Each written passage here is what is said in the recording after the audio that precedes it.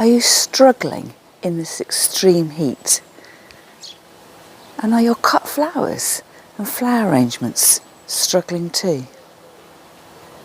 Hello there, I'm Julie from Julie Davis Flower Workshops and Flower Start, the online flower arranging classes. As the weather is so hot at the moment, yesterday I took refuge in the cool of a church flower festival. And it got me thinking, what could we learn from Church Flower Festival that could help our cut flowers at home survive in this extreme heat? As you watch on to the end of the video, I'll show some examples from the flower festival I went to at a beautiful church at Great Chart in Kent near me. But in the meantime, some general advice. Like all the advice we're being given at the moment, you need to stay cool and keep yourself hydrated. Now, if you're keeping yourself hydrated, I like to put tap water into our fridge so when I come to drink it, it is really cold. And just to encourage me to drink more, I've got a fancy drinking glass with my stainless steel straw. And then for an added bit of luxury, we had guacamole last night, so I got half a lime left and just a little squeeze of lime takes that plain old glass of water from the extraordinary to something that feels like a bit of a treat.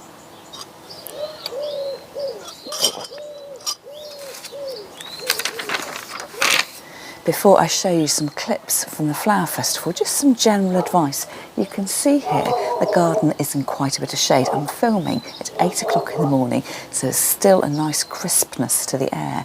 And if you're planning on cutting flowers in your garden to enjoy at home, this is the time of the day you should be doing it. It's not a time for you to be flitting around the garden with a pretty basket so you can take some great photographs. You'll need to take a common garden bucket with you with some water in, and as you cut the flowers, put them straight into your bucket of water and carry that around the garden. Whatever you decide to do with your flowers, whether it's a cut or plonk or a more complex flower arrangement, they'll last much longer if you keep them somewhere cool. And that's where my trip to the Church Flower Festival came in. It was a fabulous cool refuge. Now I'm going to show you a little clip that I filmed from Facebook, which first alerted me to the fact that there was a flower festival I could go and visit. And the very talented Caroline Miller, a local florist, had designed an arrangement on behalf of Goddington House. You'll see from this video I'm going to show you that I had great difficulty filming this fabulous arrangement, and that was because I was shooting direct into a south-facing window. So although the arrangement was absolutely fabulous, it was looking a tiny bit tired, even though it was the first afternoon of the first day of the festival. Particularly the dahlias and the hydrangeas just looked a little bit tired. So there's a top tip for you. When you're arranging your flowers at home, don't put them on a sunny south-facing windowsill. Put them in the coolest room in your house. Of course, there's no point in putting them in the coolest room of the house if that isn't the room of the house you're using. But perhaps with these extreme weather conditions, you're starting to make more of those cooler, darker rooms. And if you tend to do all your living in the bright, sunny, south-facing rooms of your house, don't forget to be closing your curtains during the day. And to give your flowers a little bit of rest overnight, I would then put them into a much cooler room and refresh the water every single day instead of waiting for every third or fourth day. Another thing you could think about if you enjoy having cut flowers at home is perhaps choosing some more tropical varieties. So we saw a couple of fabulous tropical style arrangements, and the clip I'm going to show you is one that the exhibit was called We're Fans of Mice. So I should perhaps explain that the title of the flower festival was called Flowers and Mice, and the inspiration being a John Betjeman poem. And the flower arrangers had teamed up with local crafters who had made a fabulous display of knitted and crafted mice. So as I show you this little bit of film, you'll see birds of paradise, anthuriums, which are the sort of plasticky looking heart-shaped flowers, a swirl of lucky bamboo, the long straight Formian tenax, the bright orange pinhead protea, large fatsia leaves and aspidistra leaves too.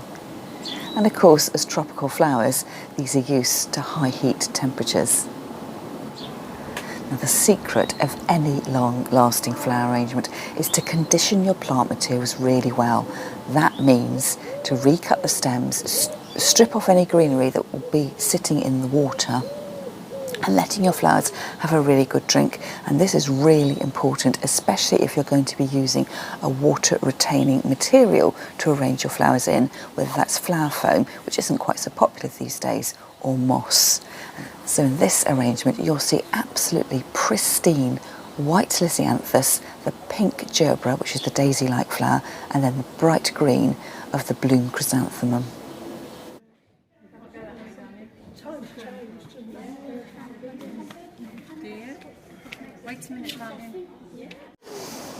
As I mentioned earlier, the way to keep your flowers fresh is to keep them cool and topped up with water. Now, as a flower arranger and a florist, I love having a really good look at the mechanics of everyone's flower arrangements. That's how they've constructed them, the hardware, what the flowers are sitting in. I put a photograph up of this lovely pedestal arrangement at the front of the altar and a couple of photographs of it from around the back, and you'll see that the flower foam, the water retaining material in which the flowers are arranged, is placed in a really huge container, and in that way someone can use a watering can and really easily top up the water levels. And again, this is something you can do at home as well. If you arrange your flowers in an oversized container, making sure you've got plenty of room to top up your water. And if you're arranging your flowers without using flower foam or moss, you need to tip out the water every day. So then recut the stems just a tiny bit to create a fresh wound, and that'll make the water, and that'll enable the water to be taken up more easily, and then add your fresh water straight from the tap. My next tip for you is to think about whether you actually want to have fresh flowers to enjoy at home, or whether dried flowers might do the trick. And of course, they're not going to flag in the summer heat. Next week, I'll share a video of how I've made my own dried flowers by picking carefully from a bouquet of fresh flowers that I was given, so do watch out for that. You'll see in this arrangement there's a variety of dried materials included. The ping pong scabious, which is the round balls of dried flower. There's ears of wheat, artichoke heads, and some lotus seed heads. Quite often you'll see the lotus seed heads in Christmas flower arrangements, and if you look at the image you'll see they've been attached to kebab skewers to give them a little bit of length by adding in a fake stem. Another way of enjoying natural plant material in your home is to perhaps pull back on the fresh flowers if you think they're going to be vulnerable in this extreme heat, and think about using more robust greenery from your garden. It's just probably the right time of year now where the greenery in your garden will have hardened off sufficiently that it's not going to droop once it's in a vase. And you may think, well, the arrangement's going to be really, really dull, but what you need to do is think about your colour, form and texture of your greenery, and then you can get a lovely selection of complementary but contrasting greeneries, which is really attractive to the eye. I've got another image to show you from the flower festival, and these were a pair of aisle arrangements in the Dutch hedge or European style. As you look at the arrangement, you'll see that hardly any flowers were used. This was themed red, white and blue and led up to a jubilee arrangement off in the corner of the church. So it's got white stocks, red carnations, and the blue, if I remember correctly, are the echinops thistle. And take a look at the greenery. You can see there's some fern shapes, which is the leather leaf fern, which would have come from the florist, and lots of interesting garden plant materials too. And the final thing you could do to get your flowers to last longer in this extreme heat is to cut your stems short. And you can see here that I've actually got a tray of really short stemmed flowers. Take a look at this absolutely delightful display from the Church Flower Festival, and the title for this arrangement is A Bed of Roses. It really made me smile, this arrangement. It must have been made in a little doll's bed, and there's some green sisal, which I'm guessing is for the lawn. And then as you look down, the flowers, which first of all I thought were zinnias, were actually really open garden roses. And the tiny knitted mouse nestling in that bed of roses have got flowers embroidered onto them. And that's the key. If you have a short stem, the water doesn't have far to travel, and it'll keep them in tip-top condition.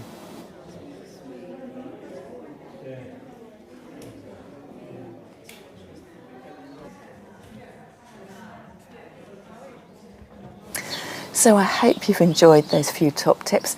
I will leave a few other snippets of film just so you can see how fabulous the Church Flower Festival was. That's all from me for now, and I'll see you next time. So if you need me, I'll be under the shade of my pergola with a glass of water, a sun hat and my book. That's all from me for now, and I'll see you next time.